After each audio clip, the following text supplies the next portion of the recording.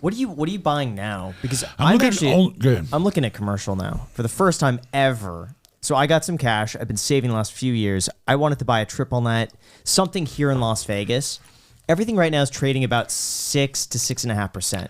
Doesn't seem like it's worth it because I could get 5.2 right now in treasuries. Right. So where's the upside? Right now we're in a weird market. Yeah. All right, and I don't like to get too political, but I think the government has totally fucked up everything. Mm-hmm. I mean, you jack the interest rates up, and now we got banks falling apart because they bought into treasuries and all this other stuff that ain't worth what it was. So it brings the value of the banks down. You heard about the bank thing going on now? That's all because the interest rates. Interest rates control the world and everything. They control lines of credits for businesses. They control people buying homes. They control businesses, commercial property. Mm-hmm. They control everything. So right now we're in this weird zone. Everybody that owns real estate, including me, I got a few $100 million for sale right now. It's going to the market.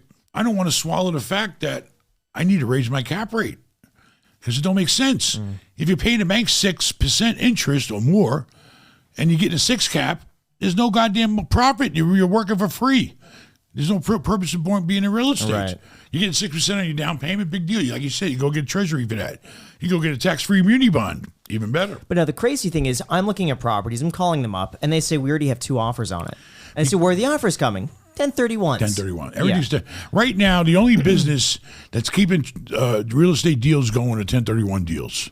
That's the only thing keeping them going and keeping the prices down. Because all the people in California sold all that shit, made all that money. They don't want to pay millions of dollars out to the government for taxes. They get a 1031, it still pays. Even though they're not going to be making money on real estate, they could be saving millions in taxes. I just did my tax return. I don't know how I made money in 21, but I did. You know, COVID was over. You're going to come back. Anyway, long story short, I would definitely 1031 and pay the government millions of dollars of taxes. Sure. So basically, the only real estate, if you want to make money right now in real estate, you're going to have to get your hands dirty. And the only way you're going to do that, and I'm just telling you what I'm doing. Yeah. Because I like to see people make money. You know, I don't understand why a lot of real estate guys hide all the time. Oh, no, I don't want nobody to know what I'm doing. Yeah. It's enough for everybody. Okay? Yeah. Everybody should. Imagine if everybody succeeded in life. Imagine if everybody helped everybody. What a great world there would be. You know, guys like him would have a purpose in life. Yeah. I keep telling him. But so basically, this is what we're doing right now. Sure. And you should try to look into doing it yourself if you can. You got to. I only believe in one type of real estate right now. Not office buildings, they're getting crushed. And you can't repurpose them. If you try to turn them into apartments, it's a nightmare. You might as well tear the building down and rebuild it. With the zoning and the plumbing and the electrical and the bathrooms and the kitchens, it's a nightmare. I've seen guys do it and they lose their shirts. All right, so you can't, offices are dead. Everybody learned from COVID, you don't need to work in big office buildings full of people anymore. You can work at home, you can work at your car. This guy probably works on the toilet with his laptop. It's called WeWork. So basically, you know, offices are out. I won't look at them. All right? Apartments are still too expensive because everybody and their grandma got in the apartment business. Why? Because it's easy. You give somebody a place to rent, you collect the fucking rent. If something breaks, you're responsible for it, you fix it, and what else is there to do? All right? It's simple. All right, so apartments are still way overpriced. Plus, because of the interest rates being so high, and people are at an all-time low for mortgages right now, and nobody's buying houses. Trust me, I know. I got a $12 million house. I just lowered the price down to 10.5. Is that's yours? Is that the house I went to? No.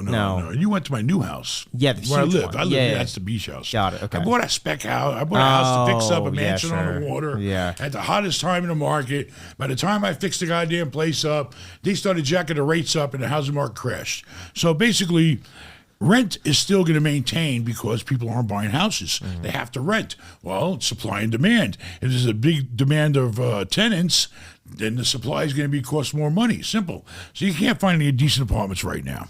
Okay, the only thing I'm looking at is what I call, you might call it essential, but I call it necessity retail.